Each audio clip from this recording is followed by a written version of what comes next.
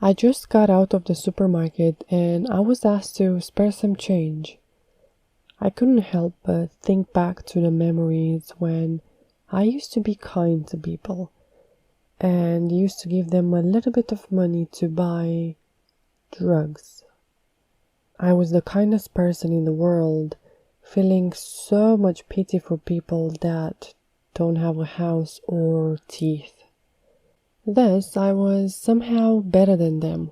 So this reminded me why thinking that you're helping the homeless people by giving them some change, you're actually not helping anyone, but rather feeding into your ego that you're a kind person and you're helping people that are lower than you. How many times haven't you thrown some change from up there from where you are? Down there where those people are because, hey, that's where they are. Pity them. Shame for them because you're not like them. So that's why you're helping. Anyway, I think you've got the point. That even if you think you're funding their food, clothes, or whatever they would buy with the money you give them, you're actually not helping them, but you're feeding into their self-pity and their lack of self-esteem. You're basically encouraging them to feel not worth it and that somehow everyone that walks around them is way better than them, which is not true. We have this tendency to judge a book by its cover, and I myself included, I am really guilty of that. Because I don't read a book if the cover doesn't look good, but you never know what you're going to find when you open its pages. And yeah, I know this sounds like a cliche analogy, but it is true that you don't know who that person is just by the fact that they're missing a tooth and they look like chaos doesn't mean that you are better than them. Your choices might be better than them, but overall you cannot evaluate yourself based on one episode of someone else's life.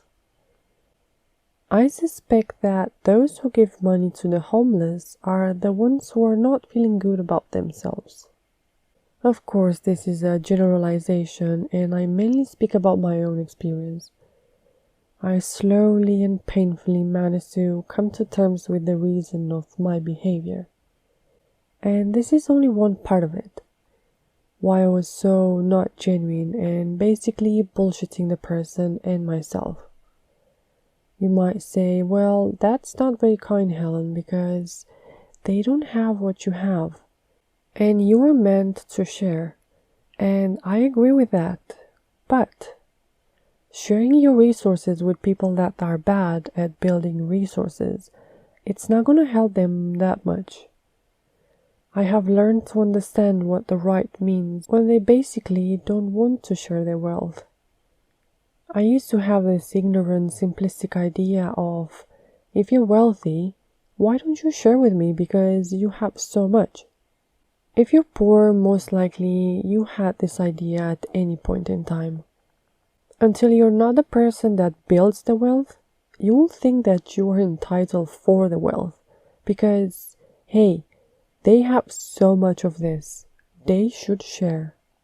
Obviously, the one who has more should share with the ones that don't have much, but that's not as simple as that. That doesn't mean that who doesn't have much should, by law, be entitled for some wealth from the one who has the most. This makes as much sense as all women should be paid the same as men because they work the same jobs. And we all know that's not quite it. This is another lesson I've learned, that regardless of the subject or of the circumstances, you can't conclude something, it's black or white, unless I guess it's logic or mathematics, and there's only one answer to that. As long as you're dealing with humans, life and organic matter, if you will, it's just going to be so fluctuating and so fluid. And it's never going to be black or white, just because it is. Okay, how would you help them if not by giving them what they ask for? To be honest, they don't even know what they need. They imagine that they need the money or the house, but actually they need guidance and leadership, and they need someone who will care. Precisely because most of them are addicts, you don't give them more funds. That way you will help them fund their addiction.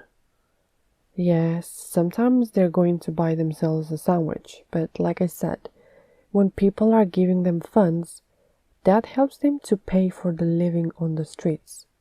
Obviously, they have to have a house and a warm place to sleep in, and so on and so forth, but they really need to be guided and helped to basically understand themselves and work through whatever happened in their lives.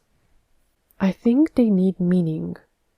They need something to live for, to know that the reason they will wake up in the morning will be something else rather than addiction. Okay, so thank you, Dr. Helen. So what's the solution? I don't know. First of all, you can't help anyone unless you've helped yourself. Before you try to rescue someone from their pipe of dirt, we ought to pay attention at our pipe of dirt. Because by being full of dirt already and trying to join into someone else's dirt, we're just gonna get more dirt on top of both of us. That way we both risk drowning. Second, let's assume you already dealt with yourself and you have so much abundance, leadership and care and kindness and willingness to change someone else's life, and you want to help someone. Maybe that person happens to be an addict. I would start by asking them, how you doing? Believe it or not, it's rare when someone really stops by and asks them, hey mate, like, how are you doing? Rather than just throw them a coin. You think that they don't know you're feeling sorry for them? You think they are grateful for your coin? I don't think so. They're not grateful for your coin. They most likely think it's not much anyway. They're most likely jealous of you or envious or thinking that you're lucky, and they are not. By throwing them a coin, it reminds them that the world has been so bad to them and has been so good to you. Which, again, it's not completely true, but it's not also completely untrue. By listening to them, you give them the voice they need to talk about themselves. And be ready that they're going to spill out all that self-pity and how life is unfair for them. But that's normal. And perhaps you're going to find out what they're good at, or maybe you'll be surprised to hear that they used to be X or Y and they had jobs.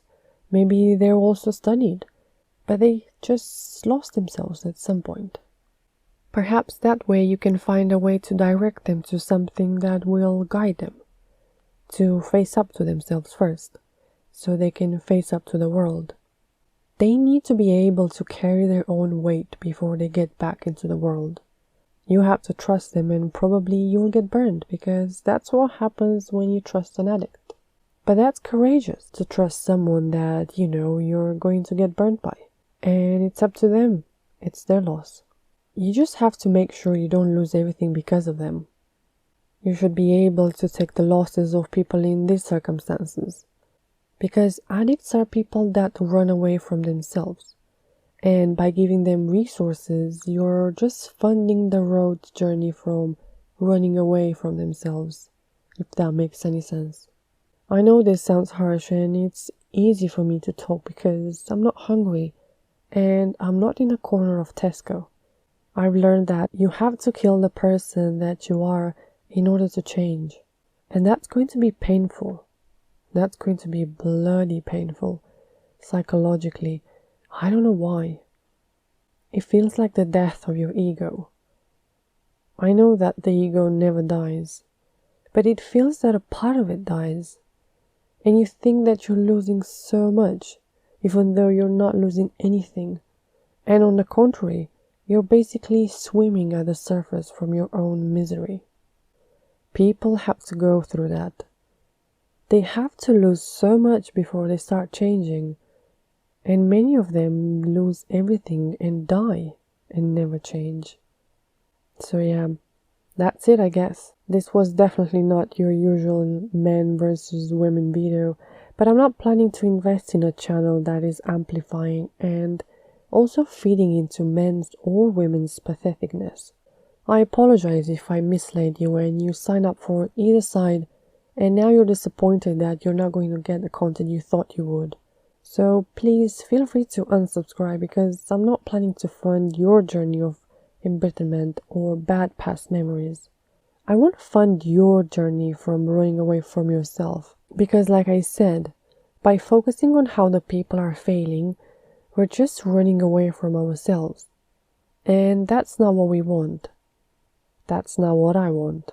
I hope I provided some value with this little bit of insight, and like always, your comments and your suggestions and feedback are welcome if they are constructive and done in a smart way. If you're just throwing words for the sake of writing something, don't expect any reply from me. Not because that you don't deserve it. Just because I'd rather keep my energy and focus on someone that makes some effort to write something worthwhile. So yeah, thank you so much for watching and I'll see you soon. See ya!